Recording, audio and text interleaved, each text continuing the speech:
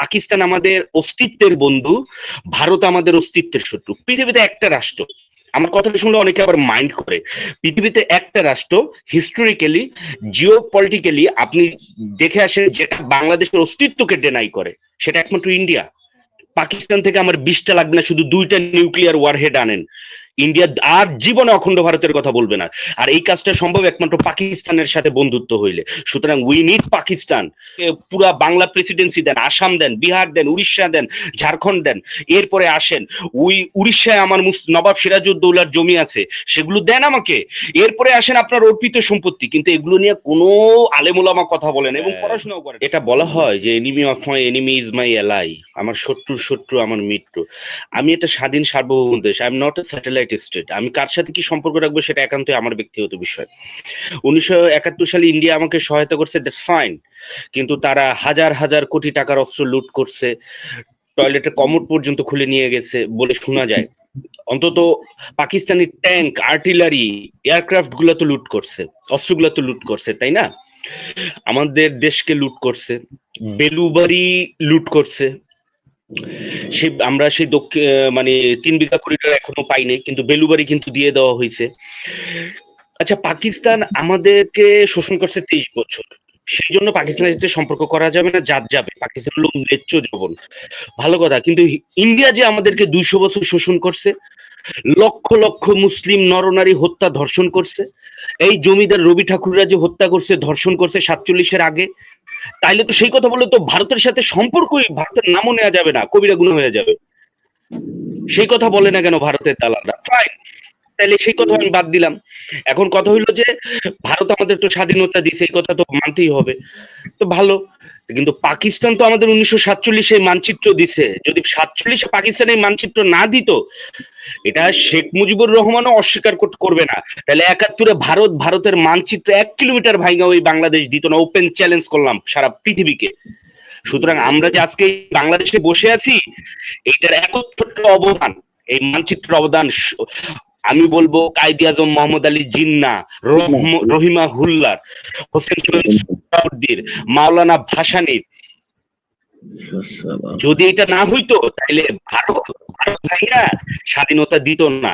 দয়া করে এই কথাগুলো আসে না। সুতরাং আমাদের যদি এনিমি এবং অ্যালায়েন্সের প্রশ্ন আসে, তাহলে পাকিস্তান আমাদের অস্তিত্বের বন্ধু, ভারত আমাদের অস্তিত্বের শত্রু। পৃথিবীতে একটা রাষ্ট্র, আমার কথাটা শুনলে অনেকে আবার মাইন্ড করে, পৃথিবীতে একটা রাষ্ট্র হিস্টোরিক্যালি, জিও পলিটিক্যালি আপনি দেখে আসেন যেটা বাংলাদেশের অস্তিত্বকে ডেনাই করে, সেটা একমাত্র ইন্ডিয়া। একটা ভিডিও দেখাবো।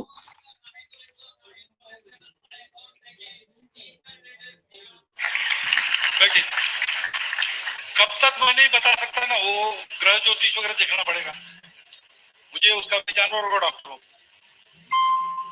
लेकिन ये बताता हूं कि आप अगर उसको करने जाएंगे तो आपके बूढ़े होने के पहले से आपको दिखेगा। এটা হচ্ছে অখণ্ড ভারতের কথা বলছে। আরেকটা ভিডিও দেখাবো, একটু দয়া করে সময় দিবেন। এই ভিডিওটা আমি দেখেছি, अभिनंदन करूंगा उन हिंदुओं का जिन्होंने इतना साहस किया है कि पाकिस्तान के अंदर रहकर, बांग्लादेश के अंदर रहकर के भी মনোযোগ দিয়ে শুনবেন। उन नरपिशाचों के सामने उन्होंने अपनी प्रवाह के बगैर अपनी वर्तमान और भावी पीढ़ी को बचाने के लिए सड़कों पर उतर करके दुनिया को उसका वास्तविक चेहरा दिखाया है। और मुझे लगता है हमारी सबकी सहानुभूति उन हिंदुओं के साथ में होनी चाहिए, उन पीड़ितों के साथ होनी चाहिए।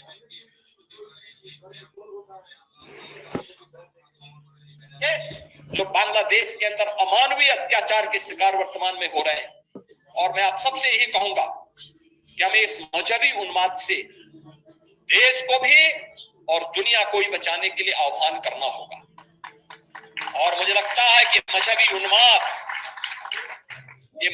उन्माद एकता के माध्यम से ही परास्त होगा। एक बार सुनबेन। महर्षि अरविंदो का अखंड भारत का सपना, इसका समाधान होगा। आज के এই লাস্টের অংশটুকু খুব গুরুত্বপূর্ণ, যে বাংলাদেশে এবং পাকিস্তানে হিন্দু নির্যাতন রক্ষার একমাত্র উপায় মহর্ষি অরবিন্দের অখণ্ড ভারত। সুতরাং পৃথিবীতে একটা রাষ্ট্র হ্যাঁ, অখণ্ড ভারত। পৃথিবীতে একটা রাষ্ট্র শুধু বাংলাদেশের, পাকিস্তানের, আফগানিস্তানের, শ্রীলঙ্কার, ভুটানের, নেপালের, মায়ানমারের অস্তিত্বকে ডেনাই করে, একটা রাষ্ট্র। এটা কথাটা খুব হ্রাস হবে যে Israel, even Israel does not deny the existence of Bangladesh, not even Pakistan, but it is India, unfortunately, that denies the complete existence of Bangladesh. সেই ইন্ডিয়া কিভাবে আমাদের বন্ধু হয়? ইন্ডিয়া আমাদের অস্তিত্বের শত্রু। এখন আমাদের একমাত্র বন্ধু যদি হয় তাহলে চায়না হতে পারে, নর্থ কোরিয়া হতে পারে, পাকিস্তান হতে পারে। আমরা ইন্ডিয়ার কাছে গ্রেটফুল 1971-এর এই মহান দ্বিতীয় মুক্তিযুদ্ধে আমাদেরকে স্বাধীনতা সহায়তা করার জন্য। আমরা একইভাবে পাকিস্তান এবং যুক্তরাষ্ট্র এবং ইউরোপীয় ইউনিয়নের প্রতি গ্রেটফুল আমাদের এই তৃতীয় মহান মুক্তিযুদ্ধে 24-এ সহায়তা করার কারণে। একইভাবে আমি আমার জায়গা থেকে হৃদয় থেকে গ্রেটফুল কায়েদে আজম মোহাম্মদ আলী জিন্নাহ, লিয়াকত আলী খান, শেরে বাংলা একে ফজলুল হক, মাওলানা আব্দুল হামিদ খান ভাসানীর কাছে তারা আমাকে এই মানচিত্র দিছে 1,47,570 square kilometre Radcliffe line খুঁজিতে। মানচিত্র না দিলে আজকে আমি 71 এই দেশ পাইতাম না, আজকে আমি বাংলাদেশে বসে গরু খাইতে পারতাম না, আজান দিতে পারতাম না মাইকে। সুতরাং আমি বলবো আমাদের এই দেশে বস্তুত অর্থে পাকিস্তান যা অত্যাচার করছে সে অত্যাচারের কথা বললে যদি সম্পর্ক স্থাপন না করা যায় তাহলে ভারত 200 বছর অত্যাচার করছে, তাইলে ভারত আমার অস্তিত্বকে অস্বীকার করে, তাহলে ভারতের সাথে কথা বলার প্রশ্নই আসে না। পাকিস্তানের সাথে আমার সম্পর্ক কি হওয়া উচিত? ভাই, অনেকে আমার কথা মাইন্ড করবেন যে আপনারা শরিয়া ল চান, আমি শরিয়া ল চাই না, আমিও শরিয়া ল চাই না। আমি চাই পরমাণু বোমা, আমি চাই নিউক্লিয়ার উইপন। একমাত্র Pakistan has the nuclear weapon amongst the 57 Muslim countries. একমাত্র আপনি জানেন যে আমেরিকা টার্কিকে, ইটলিকে B6112 বা B12 যে বোমাটা বলা হয় বা B61, এটা হলো সবচেয়ে ব্যয়বহুল বোমা, এয়ারড্রপ বোমা পেলোড। সেরকম 20টা বোমা দিছে নিউক্লিয়ার ট্রিটির আন্ডারে। পাকিস্তান থেকে আমার 20টা লাগবে না, শুধু 2টা নিউক্লিয়ার ওয়ারহেড আনেন। ইন্ডিয়া আর জীবনে অখণ্ড ভারতের কথা বলবে না। আর এই কাজটা সম্ভব একমাত্র পাকিস্তানের সাথে বন্ধুত্ব হইলে। সুতরাং we need Pakistan and Pakistan does need us and we are brothers strategically, but Pakistan should apologize for the massacre they have committed during the independence war in the year 1971. This is a chance.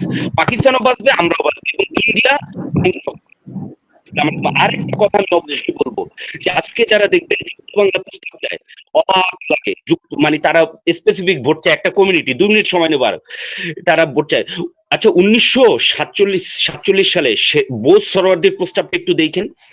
পুরা পশ্চিম বাংলা, আসাম এবং বাংলাদেশকে একত্রিত রাইখা বলা হয়েছিল যে হিন্দুরা হিন্দুদের প্রতিনিধি নির্বাচন করবে, মুসলিমরা মুসলিমদের প্রতিনিধি নির্বাচন করবে। এই শ্যামাপ্রসাদ মুখার্জিরা, কারণ 47-এর আগ পর্যন্ত সব সময় আপনি দেখবেন মুসলিমরাই কলকাতার সিএম হয়েছে, বেঙ্গল প্রেসিডেন্সির চিফ মিনিস্টার মুসলিমরাই হয়েছে, সরোয়ার্দী হয়েছে, শেরে বাংলা হয়েছে। তো এদেরকে আটকানোর জন্য বললো যে না, আমরা যুক্ত বাংলা প্রস্তাব মানি না। কংগ্রেসের নেতারা বললো না, মানি না। আমরা হিন্দুদের বাংলা ভাইঙা তারা 80% নিয়ে গেছে ভারতে, ওইখানকার বিহারিদের পিঠে আবার করে দিছে। আমি যে টপিকে ছিলাম যে আমাদের মুসলিমদের তখন বাংলা ভাগ কইরা তারা 80% নিয়ে বিহারিরা এই অঞ্চলে আসলো। আজকে সেই বিহারিদের সম্পত্তিগুলো কাইরা নেওয়া হয়েছে ভারতের প্রেসক্রিপশনে। এই দেশে অর্পিত সম্পত্তি আপনি চাবেন কেন? সেটা তো 47-এ বাদ হয়ে গেছে। ওরা অর্পিত সম্পত্তি চাই তো সিএস রেকর্ড 40 পর্যন্ত ছিল, তো সেটা তো 47-এ বাদ হয়ে গেছে। এখানে আবার অর্পিত সম্পত্তি, এনিমি প্রপার্টি কি? অর্থাৎ এগুলো হচ্ছে আপনার পুরা সিকোয়েন্সটা আপনার বালফোর ডিক্লারেশনের পর ইসরায়েল যেভাবে ইহুদিরা ফিলিস্তিনকে দখল করছে সেই একই তরিকায় আগাচ্ছে। আর আজকে ওরা বলতেছে সিএস রেকর্ডে ওদের নাম।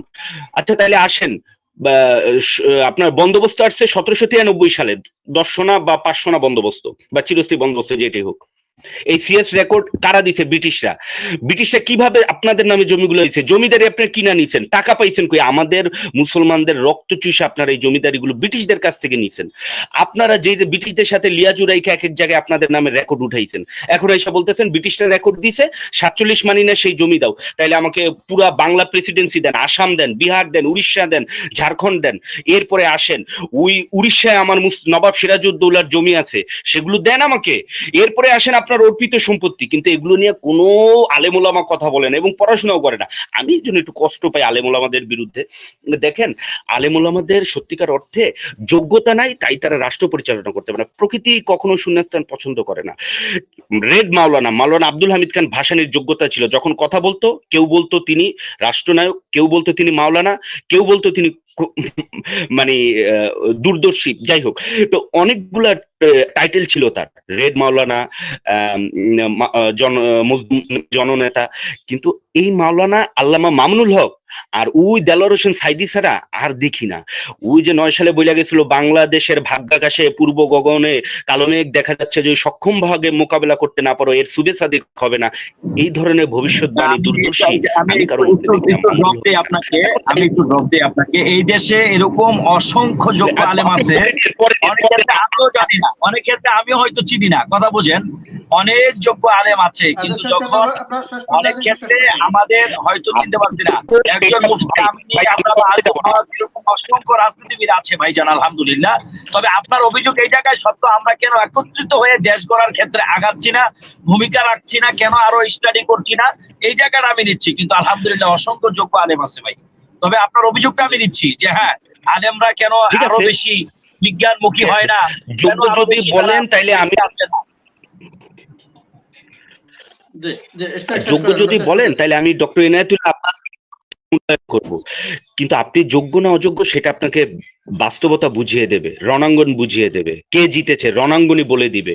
আপনার বলা লাগবে না, আমারও বলা লাগবে না। যাই হোক, যে কথাটা আমি লাস্টে বলবো যে আমাদের মুসলমানদের ওই যে আরাকান, এটা আমরা বুদ্ধরা আসার আগে ওই জায়গায় ছিলাম।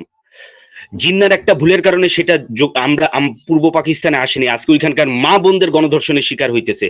ওই পুণ্যভূমি কুরুক্ষেত্র, এটা হলো মন্দির কুরুক্ষেত্র, এটা হলো ভয়ঙ্কর একটা সাম্রাজ্যবাদী টক্সিকোলজি, টক্সিন। এটা ওরা বলছে, ওই জায়গায় বলছে যে ওইটা আমরা নাকি ওই আরাকানিরা নাকি বাঙালি, এই কথা বইলা গণহত্যা করে ম্যাসাকার করে বাংলাদেশে পাঠাইছে। এখন বলতেছে ওরা এই জায়গায় সিএস এর জমি চায়, অর্পিত সম্পত্তির জমি চায়। তাহলে ভাই আমার 47-এর আগের জমিগুলো কোথায় যাবে?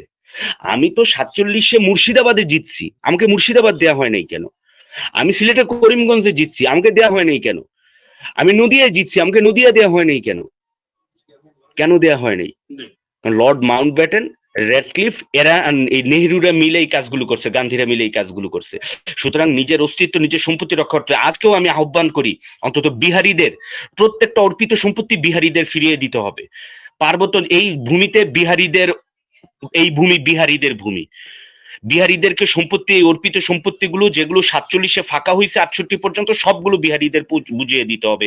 আমি বাংলাদেশে বিহারীদের পক্ষেই দাবি করলাম, অন্যথায় এটা 47-এর চেতনার সাথে বেইমানি হবে।